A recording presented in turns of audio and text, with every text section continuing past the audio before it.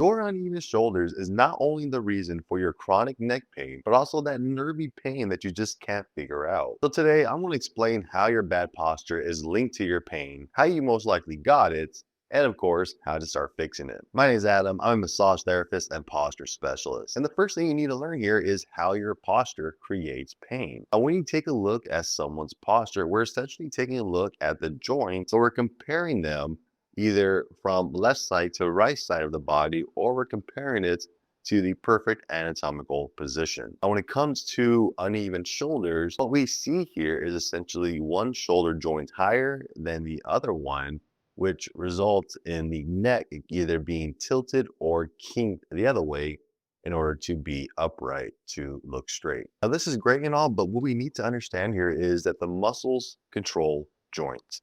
So, in order to figure out what's going on, we have to look at this and ask ourselves which muscles are controlling these joints. So, for example, the muscles that are pulling on the shoulders, we have the pec minor, we have the coracobrachialis, all these kind of pulling the shoulders down and forward, including the pec major as well. But we also have the muscles that are pulling the shoulder up towards the ear, like the upper traps and levator scapula. So understanding that it's muscles pulling on the joints, which results in your bad posture, the question then is, how do our muscles get this way in the first place? And the answer has to do with overuse. You see, there's a common pattern out there that 90% of us are going to have our right shoulder lower than our left. And a lot of other posture institutes are going to claim that it's thanks to things like the organs in the body being shifted, right? It's how it's laid out in the body, and therefore we have more tension on that side. But I would argue it has to do more with us using that side more as right-handers. You see, 90% of the world is right-handed. And because of that, you got to use the side more and more every single day, which results in these muscles contracting, pulling that side down. Now, in order to counter this, the body is then going to make the opposite side, not just the left side, right?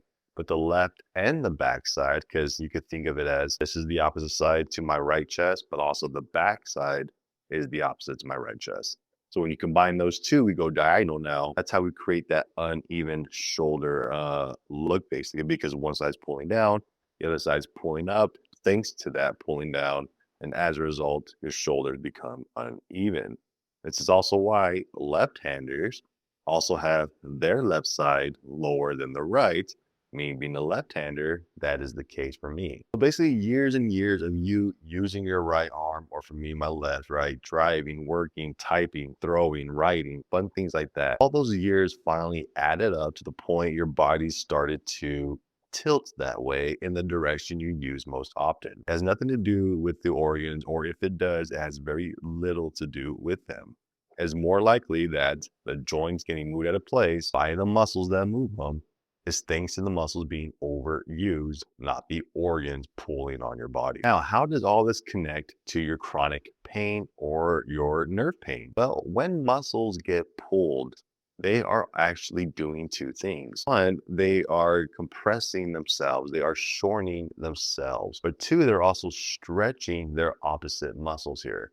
So when you think of a muscle, you got to realize that most of them have an equal and opposite muscle to oppose it, which is how we are able to move our arms back and forth.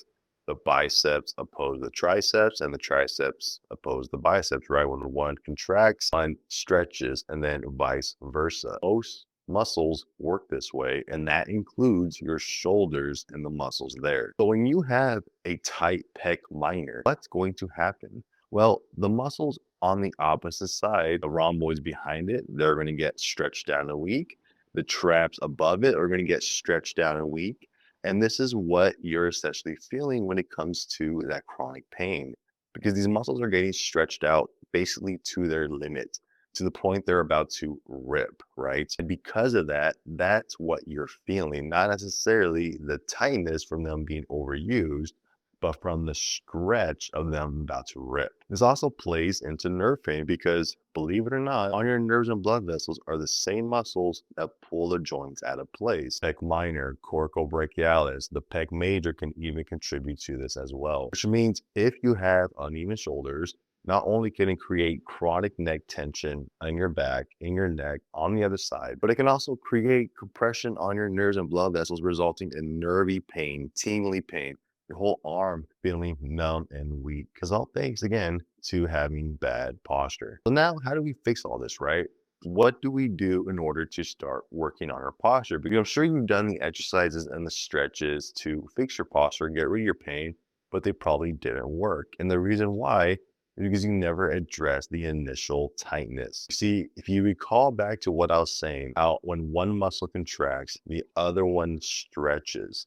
Well, what you're strengthening is the stretched muscle. And what you're trying to do is tighten this muscle so that this one stretches, right? You're basically just trying to do the opposite with these exercises in order to counter what you've been doing for all these years. The problem here is that these muscles are locked the fuck up. You need to loosen these muscles first. And the best way to do that is with the myofascial release. Working on these different muscles for 2 to 3 minutes each muscle is going to help loosen up the tissues, help them slide easier on top of each other. And that right there is going to help loosen them, which then allows those tight muscles that you're constantly feeling that you're trying to strengthen, makes those easier to contract and stay that way as well. So for you to get rid of your uneven shoulders, find the shoulder that's lower. For that shoulder, release the pec minor and major using static pressure techniques, pin and stretch techniques. You're basically trying to massage the pec major and minor out for about 2 to 3 minutes each. This also includes the deep coracobrachialis, because that one also pulls on the scapula and it affects the entire shoulder girdle. Now, on the flip side of that, you then need to go and stretch these same muscles out, because once they are loosened, right, you get rid of all the knots in them.